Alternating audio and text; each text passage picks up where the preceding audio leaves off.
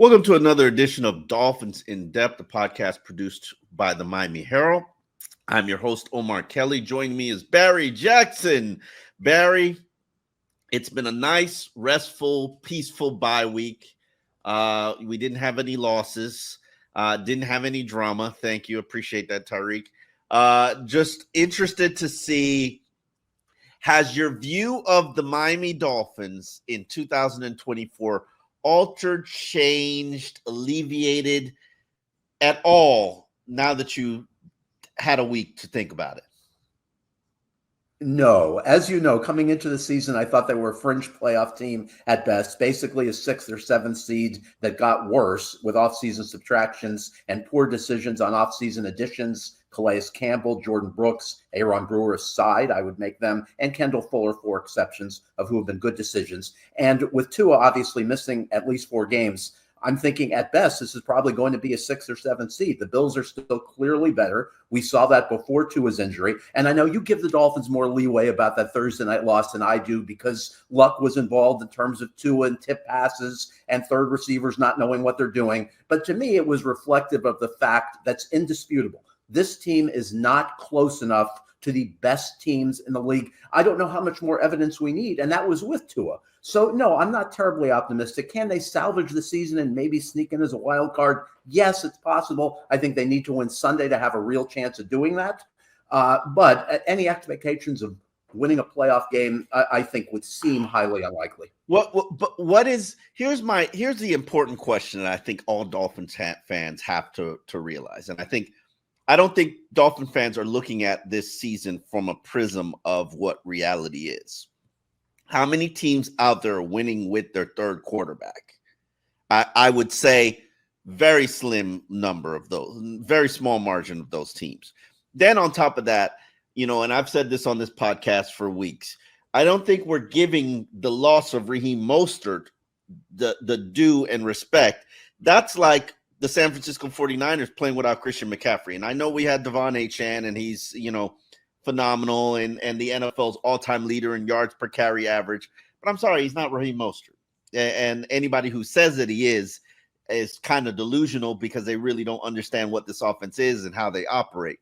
But you don't put any stock into the fact that getting back Tua in a week and finally having a healthy Raheem Mostert, who's going to be healthier, especially now that he's rested, had a bye week, he sat out the first month of the season, is going to benefit this offense at all?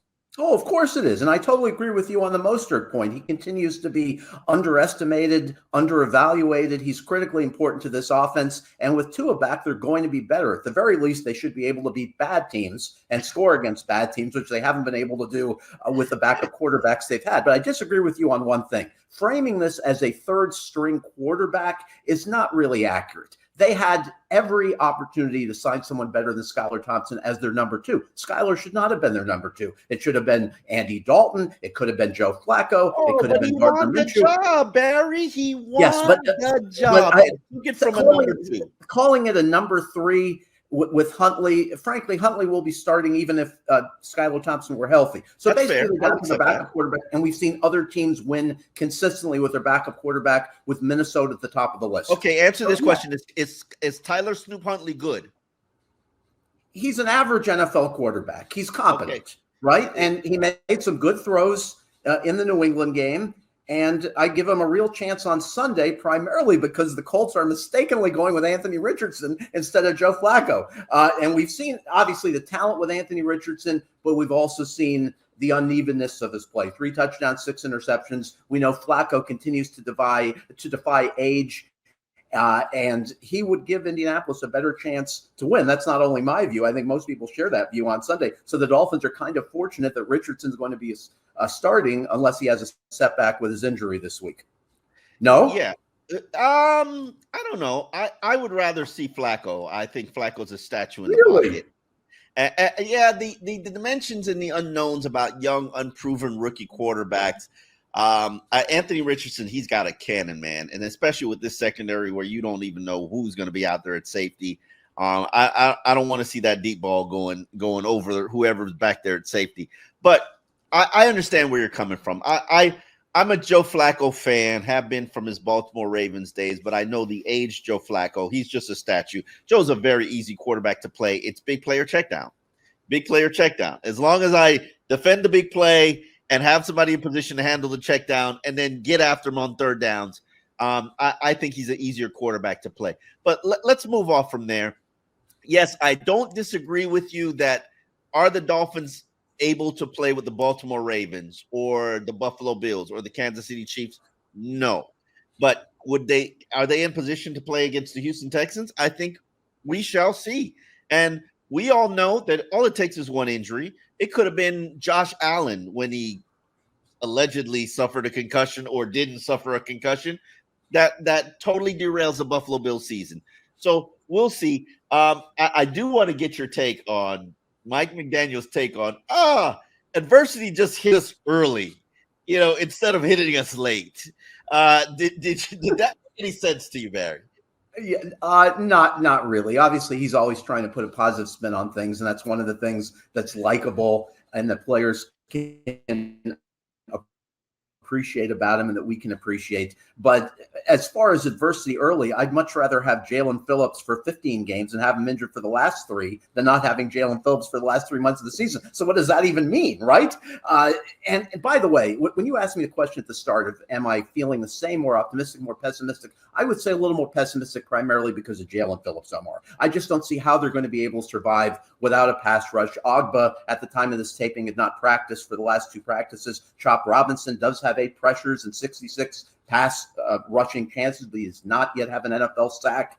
Quentin Bell, Tyus Bowser. I don't know how they're going to get by with these guys and expect much of a pass rush. The best pass rush they're getting is from a 38-year-old Calais Campbell and, of course, Zach Sealer, who remains one of the best acquisitions under the radar in modern Dolphins history. So, to me, I just don't know how they're going to be able to survive lack of pass rush combined with the fact that their run defense, as you well know, is shaky this year. So that's why I would say I'm more pessimistic. If the offense gets going, could they make something of the season? Maybe they could sneak out 9 wins. Maybe they could sneak in as a 7th seed. I just don't see a higher ceiling. What am I missing? Are you a little more optimistic than me? What exactly am I missing that makes you think that they could possibly be like a 5th seed?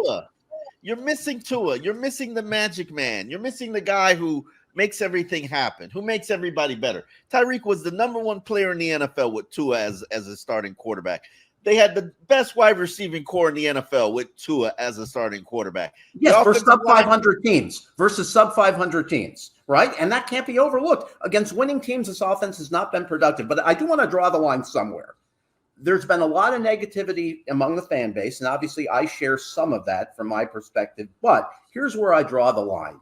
All of the people who have been tweeting you saying it's time to blow it up and rebuild, I don't agree with that. And here's why. If you have a general manager who makes smart decisions and fills in holes on this roster, and I'm not saying Chris Greer is not capable of it, he's had his moments, but if you acquire better interior linemen, a better nose tackle last year, and get lucky with health, and most importantly, a better backup quarterback, the pieces are in place to be somewhere in the top 6 of the AFC and maybe even challenge Buffalo. You just have to make consistently better decisions. You have to have a higher rate of hitting on your draft picks. Is Chris Greer capable of that? I don't know. But that's why I would not blow it up. Because as you pointed out on Twitter today, even if you blow it up for a lot of draft picks, you're taking a huge cap hit. And also, how do we know they're going to make anything of these draft picks? They've gotten practically nothing from the last 2 drafts aside from A-Shane. Right? At least going into this past draft. I'm not counting the 2024 draft. A-Chain and Patrick Paul, I think both of those are going to be good, productive players. We agree. We'll see what happens with the rest. And here's my thing. And when we look at, let's say, what the Jets are doing. The Jets just traded for Devontae Adams. Good player. Let's be real about this. Aaron Rodgers is really the GM of the New York Jets. He's running things. He's in control. He's in charge. If Aaron wants it, it's going to happen. If you don't want it, you're going to lose your job. But the reality is the Jets are imploding. And maybe Devontae Adams helps the offense and helps Aaron Rodgers look a little bit better. But they've still got issues on the offensive line. It is how much better should the Dolphins be buying or selling at this point, Barry? I mean, think about it. How much better do you think a better top caliber nose tackle could make this team, or addressing the edge rush position, adding another pass rusher. I know Bradley Chubb is going to come back at some point. I'm thinking more November than October, but maybe even adding an interior guard. How much better do you think that those moves could make this Dolphins team? I would be selective, Omar, in who I target. If you can have an upgrade for a fourth or a fifth, maybe even a conditional third, I would consider it. I would definitely not do it for a first or a second and invest a lot of money in a player. You don't have the cap space to be able to do it. And I certainly wouldn't be a seller for the reasons I explained. I don't think this team is ready for the rebuild. I just think this team needs better decisions at areas of need over the next year. They're not a team that's a debacle or a disaster. They do sit here at 2-3. They've been without their starting quarterback. I agree with you on all of that. I do have the perspective to sit back and say this is not a total failure. I know some people have called the rebuild a total failure. I'm still not ready to do that because they've made the playoffs twice and they're still in the mix this year. I just think people have to be realistic about this is not a Super Bowl roster, and they're going to have to really hit on 7 to 10 decisions. How many teams and have a high Super rate Bowl of roster? success to make this a team comparable to Buffalo that can play on the same field with Baltimore and Kansas City. And how have many a teams have a Super Bowl roster, Barry? How many teams have a Super Bowl roster, Barry? Oh, I would say Kansas City, Baltimore. You could have made, obviously, San Francisco. Buffalo? Let's go Buffalo. Yes, I would say the Bills. Obviously, the playoff games against Kansas City have been very close. There's no reason to believe the Bills could not make a Super Bowl, even though they're not a great team. They are a very good team. So San Francisco's had a similar season to the Miami Dolphins right now. Why would you call their talent is superior? Obviously, Detroit. Obviously, the record. Hold on. Let's not move from there. Their talent is superior, but the record is comparable. So, yes. and both teams have faced injuries. They've even got their starting quarterback. So how could you sit there and is it because you've seen Buffalo embarrass you? Okay, because you've taken a bad loss against Tennessee. No, it's because I have eyes, and I've witnessed the postseason the last 2 years. I've witnessed December football by the Miami Dolphins last year, January football. Anyone who would begin to suggest that the Dolphins are similar to San Francisco, I think, is taking some sort of San Francisco's had postseason success. It's just, those teams should be in the same discussion. Well, I mean, what San Francisco has accomplished in postseason, how could you even put the Dolphins in the same discussion? They're clearly a level lower, and they would probably have a butt pick if they played. We're talking about 2024. They have had comparable starts, comparable seasons to this point. They're both a talented roster. I'm throwing up my air quotes because where Miami is from a talent standpoint, I don't know. But then San Francisco's struggling with backups as well. They're a top heavy team. Miami's a top heavy team. You just unfortunately you have a lot of injuries for your top heavy pieces. The question is, call me when they beat a good team. Call me when the Miami Dolphins beat a good team. I hate when they did that last year when they beat Dallas. I'm not counting that anymore. I'm not counting it because of the embarrassment that the Cowboys have sustained, giving up 174 points in their last 4 home games. I mean, talk about a soft team, as Damian Woody talked about, the Dallas Cowboys. So I'm not sure that eking out a win against Dallas should even be, something which they should put on a mantle. But obviously they did win the game. It wasn't against the playoff team last year. You're moving the goalpost. Maybe anytime. A little bit. Ultimately, this is about wins and losses. And I can look at this Dolphins schedule, and there isn't a single team on there, except for maybe Houston, that scares me. It's Houston and maybe the 49ers, even though the 49ers aren't playing that well.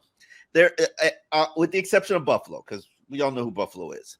There is nobody on the schedule, the Colts, the Cardinals, the Rams, the Raiders, New England, Packers, Jets. Okay, Houston scares me. San Fran scares me. Browns and Jets again. Barry, we could be looking at a 2021 repeat where they finish winning 8 of 9 games. They finish winning 10 of 11 games. 10 of 12 games. If they win 9 games, Barry, they're at 11 wins.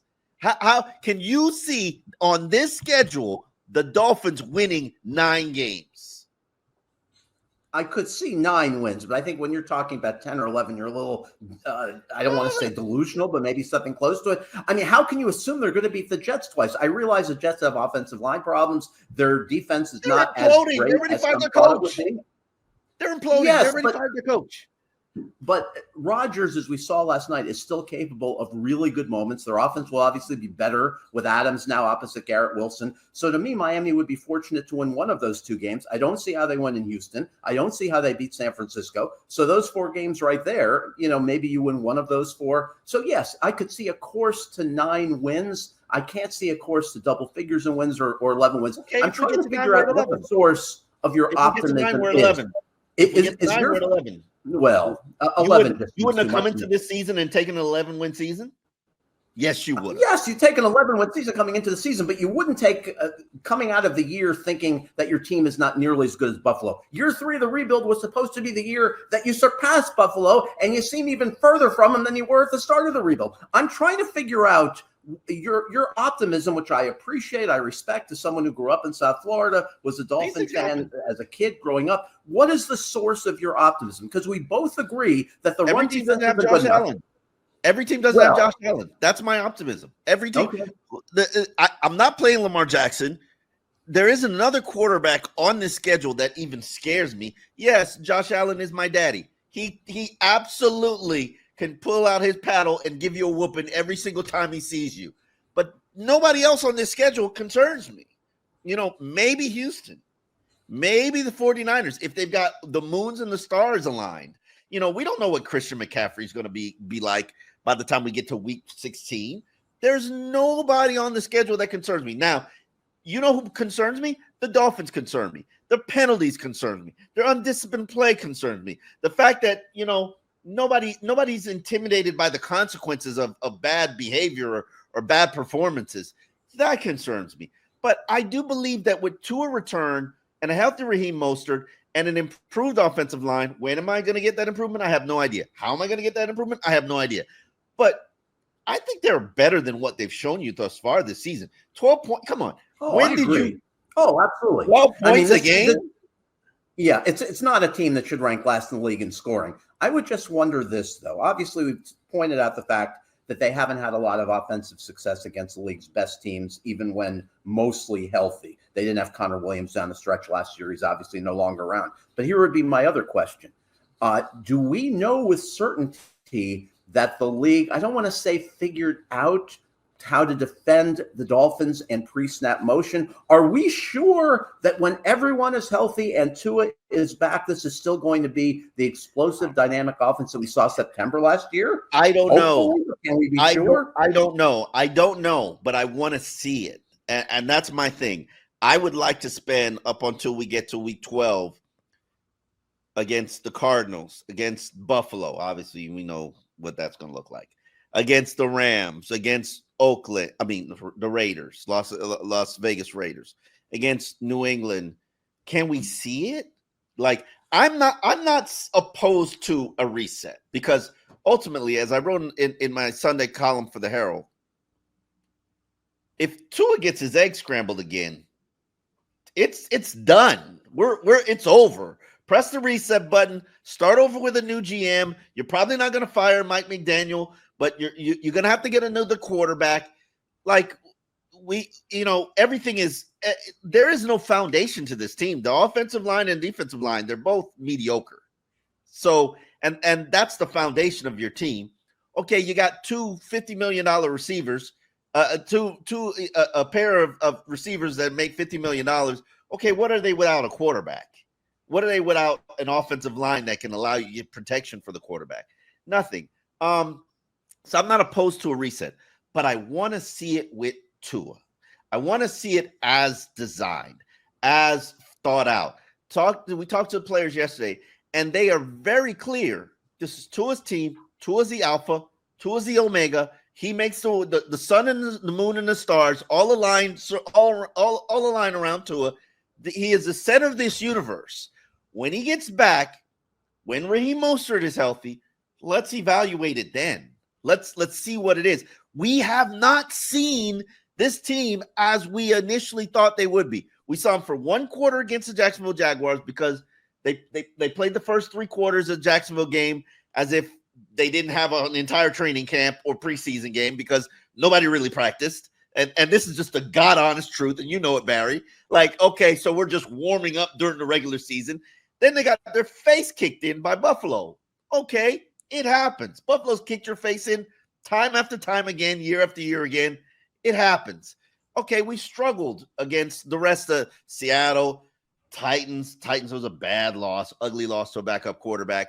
But is that really a reflection of who you are as a team? Because last I checked, the defense kept you in every single game, and your offense couldn't do anything. So how about we see what happens when the defense can keep you in games and your offense can actually put up 21, 24 points. Let's see.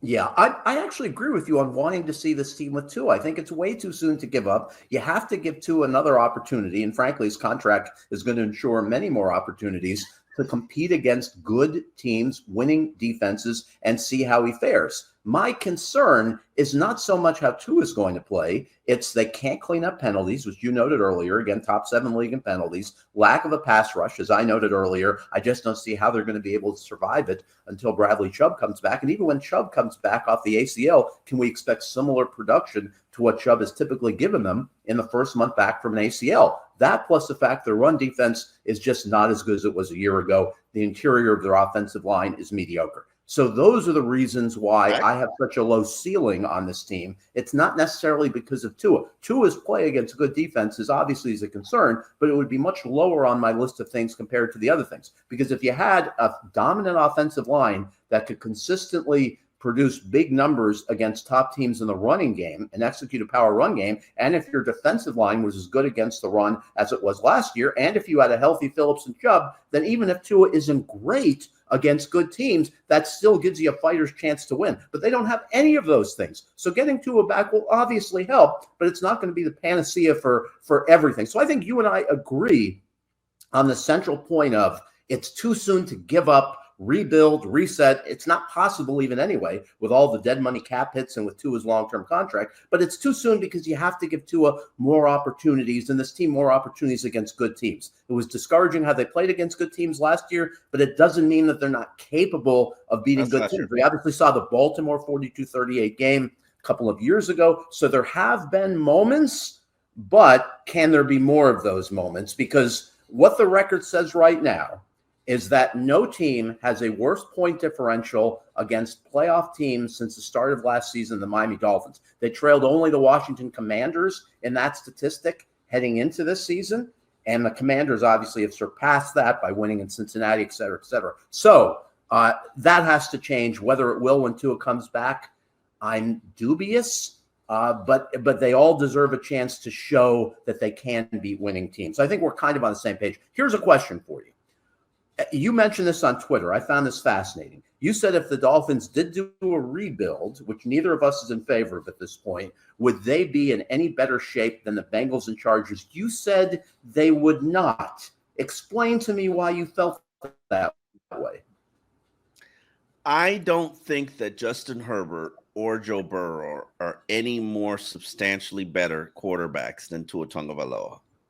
And Herbert has not shown you that he has a winning intangible. Not to say that, people could say, Tua hasn't proven that either, and I'm not going to disagree with you. Joe Burrow is probably a superior quarterback to Tua Tagovailoa. However, I can argue to you that they have an inferior roster, and they're also facing some major crises up on the horizon in terms of their wide receivers.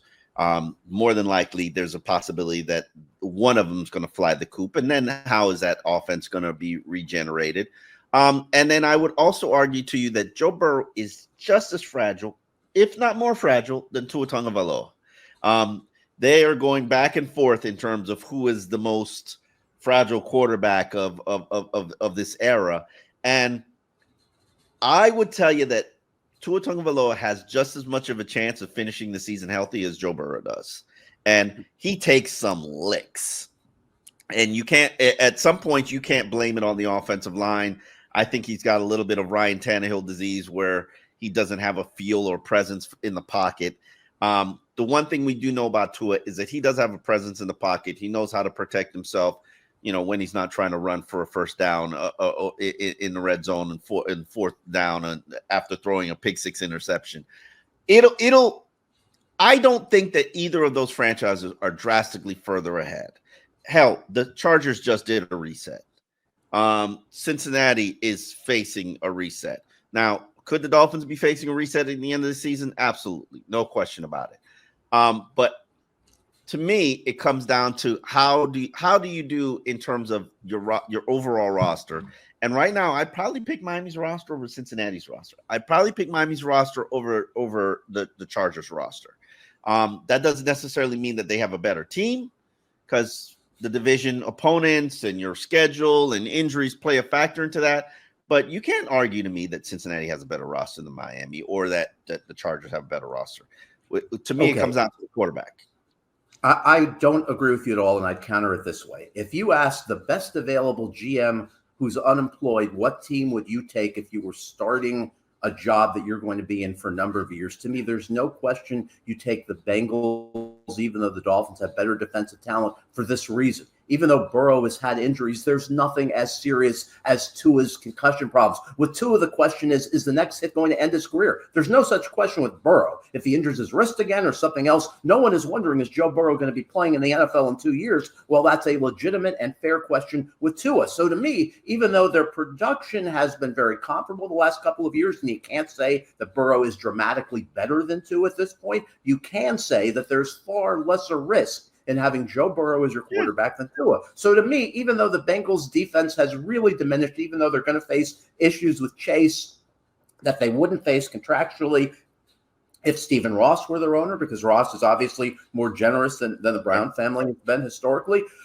Despite all of that, you have to go with a quarterback who's not facing long-term head trauma issues. To me, it boils down totally to that. And again, that's not criticism of Tua. That's just the fact that you have this major head trauma issue now that hovers over the franchise. And you acknowledged it when you said that if Tua suffers another concussion and if he decides to step away, then you have to do a reset. I think that would be the one circumstance where both you and I agree that there had to be a reset. With the Chargers, I more agree with you on that. Herbert has not shown the winning intangible. Harbaugh, great respect for him as a coach, but I'm not convinced they're going to build a Super Bowl roster. Could they? Because of Harbaugh's excellence, quite possibly, but I'm not convinced of it. But they are off to a good start this year, albeit against not great competition yet.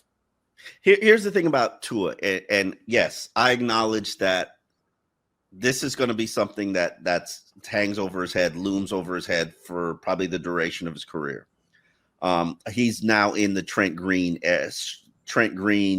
kind of realm where it's all it's going to take is one bad hit. But there's no guarantee that we're going to get to that one bad hit. Also, I have strongly and will adamantly, I'm a big believer in the guardian caps. Encourage, if you can do anything to put yourself in a better position so that when your head falls and collides on the turf or grass or whatever, there's not a massive contact blow.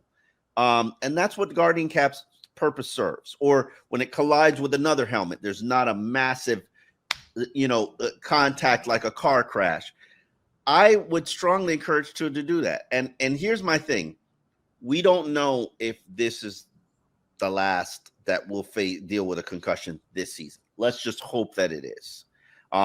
We went into the situation last year where he played the Green Bay game, threw 3 interceptions, and then finished the game. And then we knew later on that, hey, he had suffered a concussion or he had suffered some head trauma.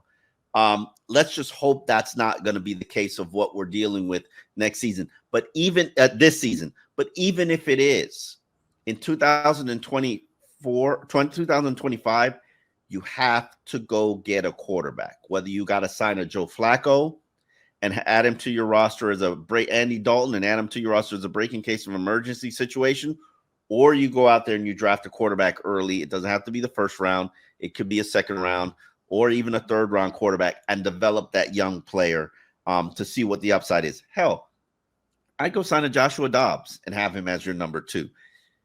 Just have somebody there that knows your offense, has developed, and has the skill sets to execute it. They do have to do that moving forward. Whether that's Tyler Huntley, I don't know. We'll see based on what he can do the rest of the season. I think even if he, let's say he wins against the Colts and Tua returns, I'm pretty sure he'll get another opportunity at some point. I agree. I want to make a couple of quick points in closing on your quarterback comments. Totally agree with you on the Guardian cap. I would be immensely disappointed if Tua does not wear it. I know aesthetics is a concern for players. Yes. It didn't look that bad on Rapp, the Bills safety last night. He played well wearing the Guardian cap. I mean, it's not a ridiculous looking thing. And if it protects you, that has to be paramount over aesthetics. Totally agree with you. He's got to wear it. Now, as far as next year, everyone knows that they need a better backup quarterback signed next March, whether it's Andy Dalton, whether it's Joe Flacco, whether it's Jameis Winston, whoever it is. But I would say this, you cannot wait until the draft to address it because you don't know, unless you're picking top 5, you don't know that you're going to get a quarterback high in the draft. So you have to sign the best possible veteran backup quarterback. I could ride with Tyler Huntley. I could ride with Tyler Huntley. Another one in the draft and sign him, then get another in the draft, and you'll have 3. I disagree with you. I could ride with Tyler Huntley or a Joshua Dobbs and then draft one. I'm not, I don't want to hit this desperation panic. Quarterback, first round quarterback. No, I don't need that. We know who our quarterback is. We know he's fragile. We know we have to protect him. I would rather you put more of an emphasis on building up a better offensive line to protect that quarterback than I would you just drafting a quarterback in the first round to have him here. I think you can get by with a Joshua Dobbs. I'm a huge Joshua Dobbs fan. You know that, Barry. I think you can get by with a Jameis Winston. I think you can get by with a Joe Flacco. Joe Flacco's begging for work every offseason because nobody wants to employ him for the same reasons that the Indianapolis Colts won't start him because everybody's look at him like, oh, he should be starting. No, I don't think he'd come here and he wouldn't have to worry about that, and he'd probably enjoy the retirement life. But yes, have to, without a doubt, unequivocally address the quarterback position and make sure that it gets better moving forward. But let me address a couple of things. Javon Holland, we saw him with wasn't a cast, it was like a hand wrap glove sleeve thing. He did not really practice. I'm not sure how much he'll practice this week. We didn't see him utilizing his hands. If I saw him doing the individual training to utilize his hands, I feel more confident about him actually being out there.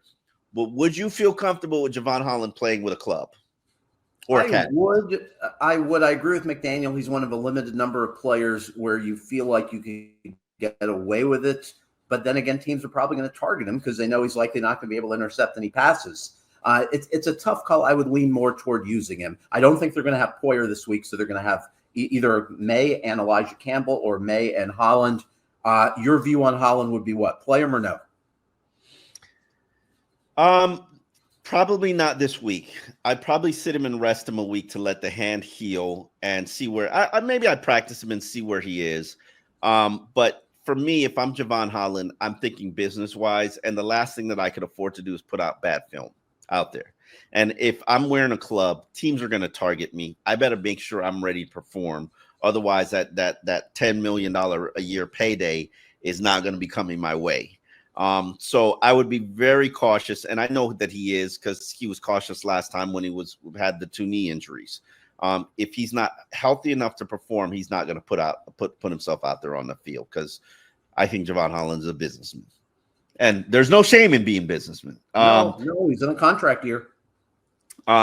Where are you in regards to the tight end utilization that we saw against the New England Patriots? Can we build on it? Can we carry it over? Or is that opponent based?